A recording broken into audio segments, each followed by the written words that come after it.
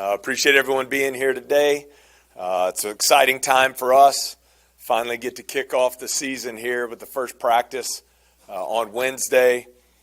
This summer and fall has been all about laying the foundation, what the culture of the program we want it to be.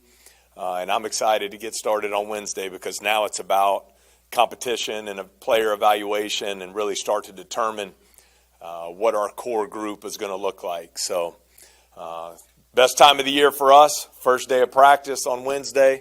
Love to open it up for any questions. Yes, sir. Hey, Coach. Glenn West with Go247. Just, when you kind of mentioned it here, but, I mean, you guys, you come back with 3 players that you brought in from Murray State, but this is pretty much a brand-new roster. Just how do you go about evaluating this team in terms of the roles that are going to be defined this year? It's a great question, Glenn. We've started that process. It's been a little bit of a different year for us and how we want to build our team.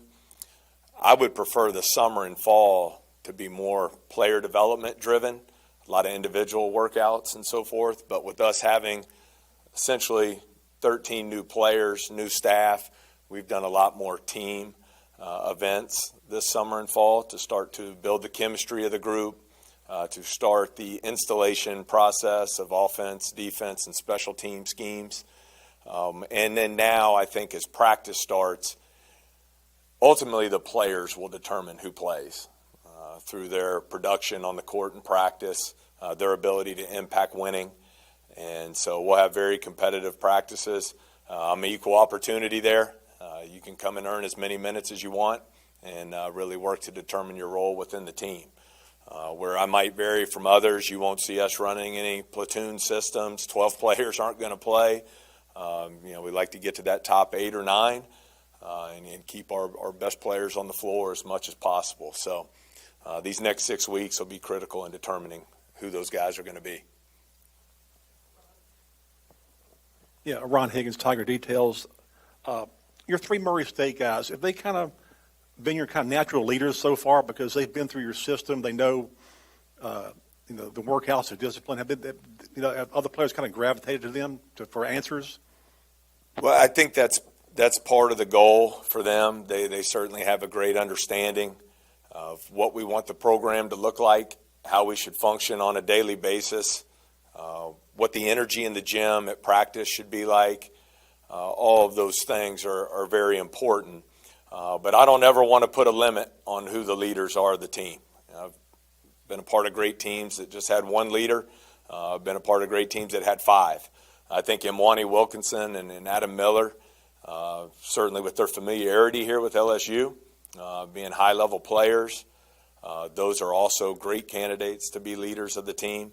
But out of that Murray State group, I think Juice Hill, being at the point guard position, that's a critical part of being the point guard, is the ability to lead and impact others, set the tone for how we work, how we communicate and practice. I think he's done a terrific job of that. Hey, Coach. Henry Huber from the LSU Reveille.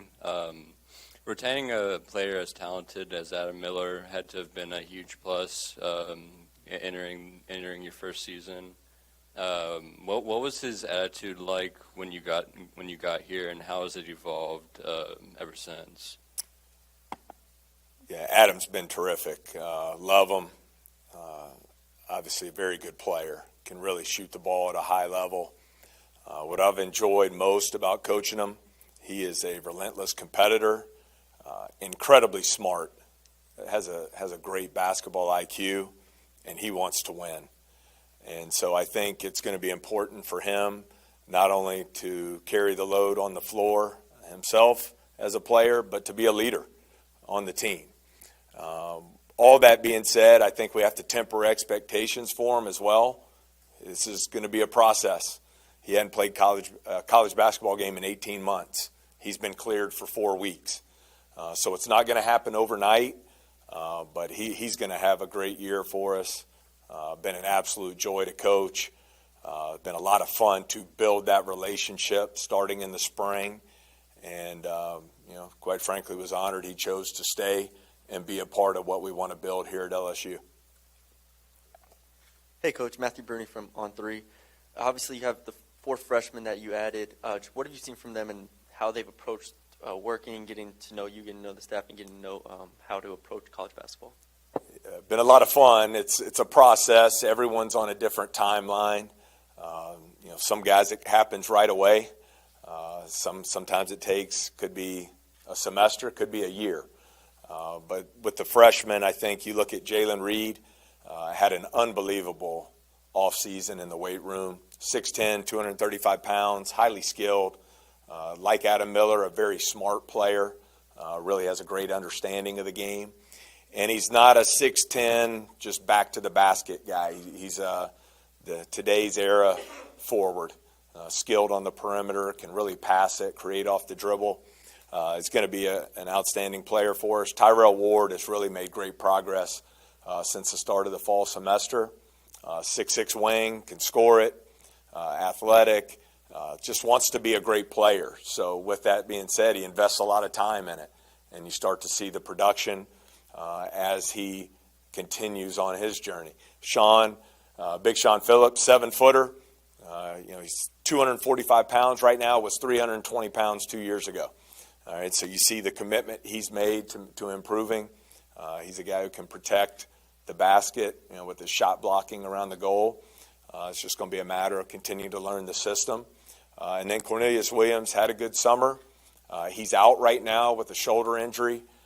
Don't have a timeline on how long he'll be out, but he will certainly miss majority of the preseason at this point. So, but overall, been really pleased with their transition from high school to college, and I know they're excited about the start of practice. Hey, Coach, Peter Rodriguez with the Reveille. Since you've been here, how far along would you say this team is in terms of just gelling together? And then overall, what have you been most impressed with this new group? I've been most impressed with the character of our team and the work ethic. I think those are great ingredients when you're trying to take 13 individuals and build them into a successful team. You have to start there. So it's been a lot of fun to coach our group. You see us getting better every day. Obviously, still have a long, long way to go. But I think when you have those core values that we always talk about, hard work, unselfishness, toughness, you're able to start that process of getting better every day and building a team. I think the chemistry is going to be important for us as we build our group. And a big key is one thing I'm looking for with the start of practice is we need leadership. We need leadership to really start to emerge. I think player-led teams are always going to be a lot better than coach-led teams. And so that's where guys like KJ Williams, Juice Hill, Adam Miller, and Mwani Wilkinson, counting on them to really step forward into those type of roles for us. Yeah, Michael Cobble, WBRZ. You kind of just touched on it, but you have such a blended roster of so many different levels of where they are in their basketball journey. Was it important to kind of send them off on their own and do all the trust fall team building type stuff that you would over a summer? What did you learn, I guess, outside of the hard work and commitment about your team that maybe gives you hope that they can gel and become a unit?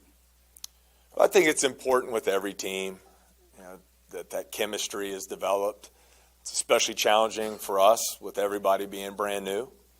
But I think you have to be intentional in how you go about building your group. So we've been trying to do that through team meals. We did the escape room, bowling, some of those things outside of basketball, tailgating, going to the football games. Because at the end of the day, you have to build that trust within the team. And the only way to do that is to invest the time, to have a high level of communication within the program. And I think some of that then starts to fall back on the players. They have to be intentional, too, in how they build relationships with each other so we can start to develop that trust on the court.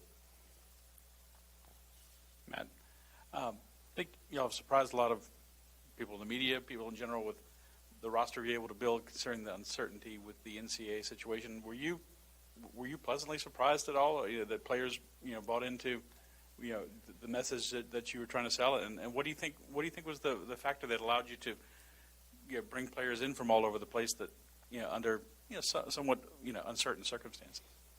Well, I'm excited with where we landed, considering the circumstances back in the spring.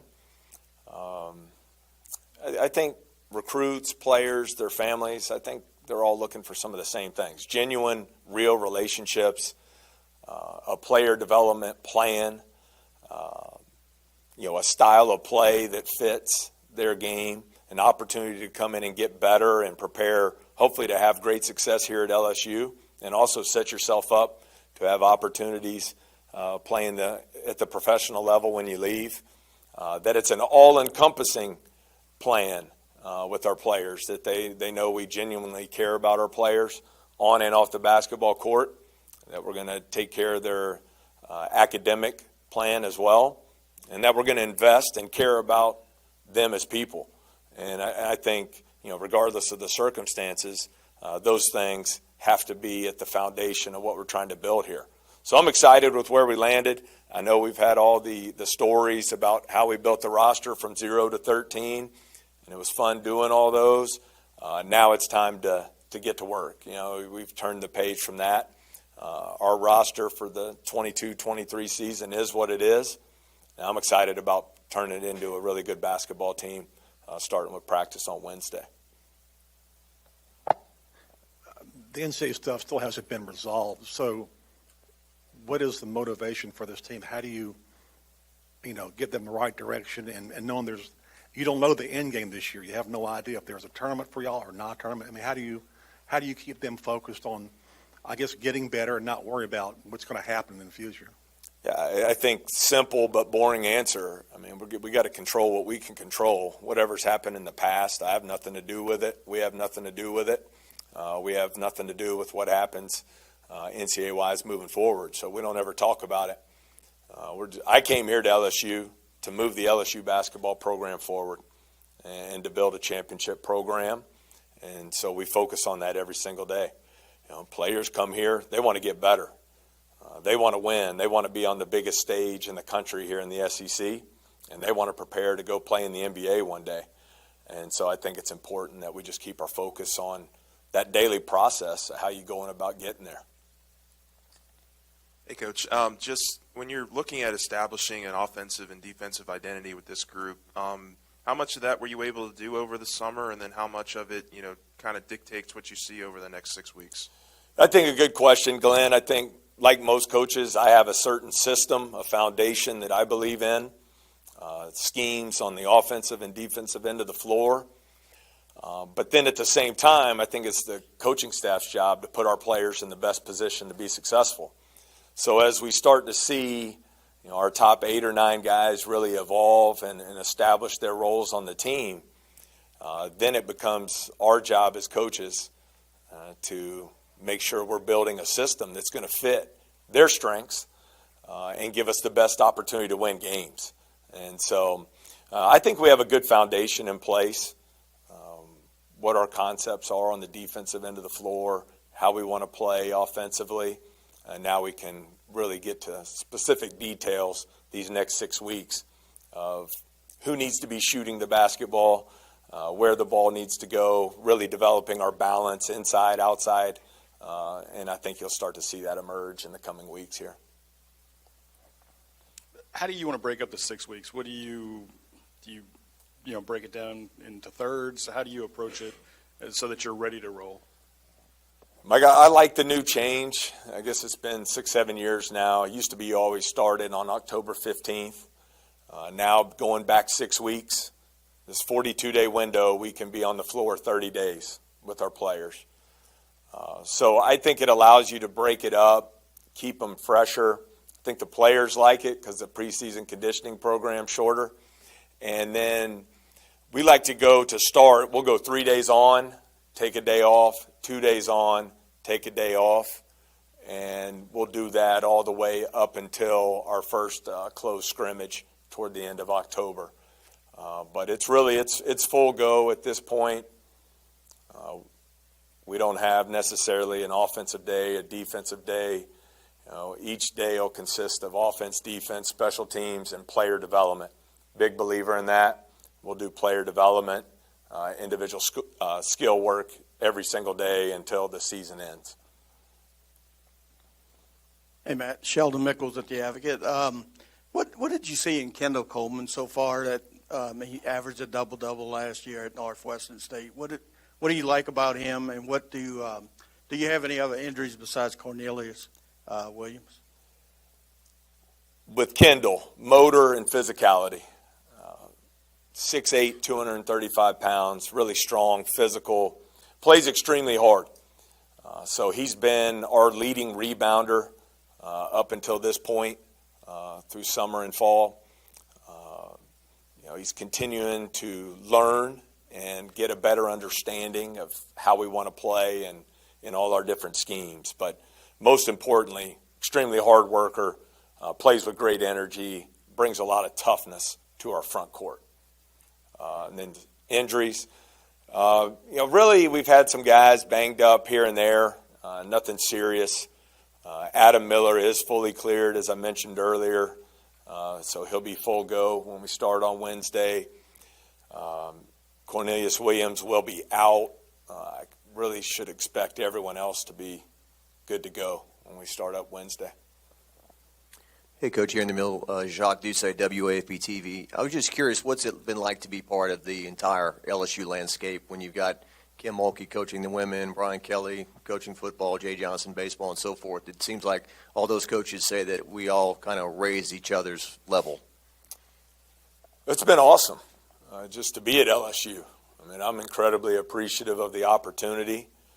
There are a million reasons why I chose to come here. But that is certainly one of them, to be around, you're talking about some of the best coaches in all of college sports, Hall of Fame coaches. And so the opportunity to learn from them, to look forward to sneaking in the gym and watching some of Coach Mulkey's practice today, and I'll have my notebook out, always trying to learn and get better. Seeing how Coach Kelly has managed the season to this point, just really trying to learn, and you're always trying to steal something here and there that you can apply to your program to help your team be better. So it's awesome. It's a special place, unbelievable brand, and on top of that, the passion of the fan base, which we all have gotten to see here these first 6 months. Now really excited to get to the start of practice and get ready for opening night on November 9th.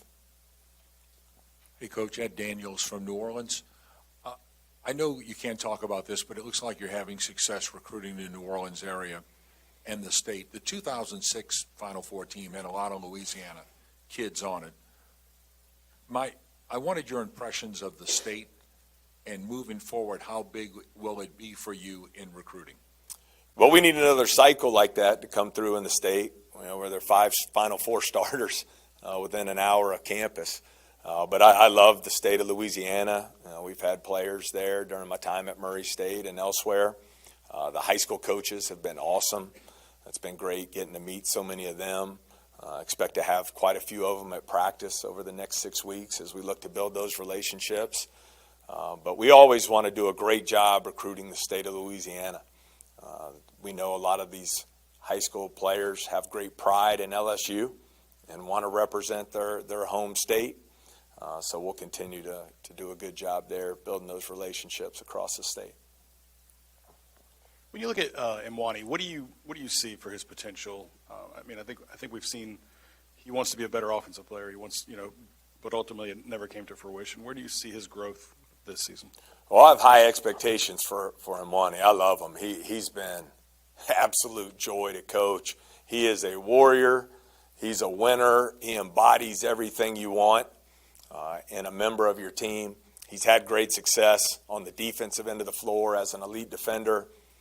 He's a terrific athlete, which allows him to be a great offensive rebounder, and outstanding when you look at the percentages on catch and shoot threes.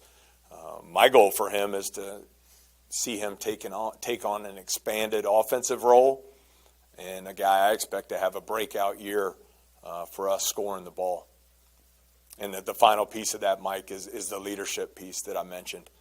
I think when you have a player with that type of toughness, who wants to do whatever he can to impact winning for his team, although he's sometimes quiet, that opens the opportunity for him to be a great leader for our team. Hey, Coach. Koki Riley with the Daily Advertiser down here. So when you have two guards like Cam Hayes and Justice Hill, two kind of ball-dominant guards, do you think those two guys can sort of play together, or really with the guard rotation in general? You have a lot of guards, so how do you sort of manage not just the playing time with those guys, but also the sort of chemistry with all those pieces involved? It's a great question. I think that the answer there is twofold. I think, number one, those guards, it's up to them to establish their role on the team through their production and practice. And number two, I think it's up to the coaching staff to then identify which guards give you the best opportunity to win and then build your offensive, quote, playbook accordingly. I've been a part of teams where we had one point guard and he played all 40 minutes. I've been a part of other teams where our two best players were our point guards, and we played those two guys together 37 minutes a game. So we're certainly not married to any certain system, or you got to be, one point guard, two wings, two forwards. We want to get those 8 guys on the floor to give us the best opportunity to win. So I think you'll see a lot of that start to play itself out here in the coming weeks as practice gets going. I'm just curious, what is it too early to tell about your team? Do you feel like you have a pretty good handle on it, or is this thing wide open? I don't have a handle on it at all. It's going to be a process. That's why I'm so excited about the start of practice on Wednesday. We haven't faced any adversity at all other than a couple tough conditioning workouts here and there. So you get in practice. My goal as a coach is to create some chaos out there in practice and find out what we have and find out who we can become. So I don't really have any great answers for you here today, having not started practice, but I think it'll start to emerge as we go through these first 4 weeks. Then you get to those 2 close scrimmages. We have the option of playing exhibition games. I didn't want to do that. I wanted us to play close scrimmages against other D1s so you can find out where you stand going into November. So sorry to be a bore, but we'll find out. These next 4 weeks will tell us a lot. Those 2 close scrimmages will tell us a lot. And then, as I tell our team all the time, they'll determine their roles. Coach and staff will help define them. Then it becomes up to them to accept them. The last piece of that is role evolution. I think I got to be able to tell a player where he's at on November 9th, and here are the things you can do to increase your role. Our NCAA tournament team, 2018, the 2 forwards who started on opening night for us didn't play in the NCAA tournament. And 2 guys who didn't play on opening night ended up being the starters in January, February, and March. So I think that wasn't my decision. The players decided that by how they played on the court in practice and ultimately in the games.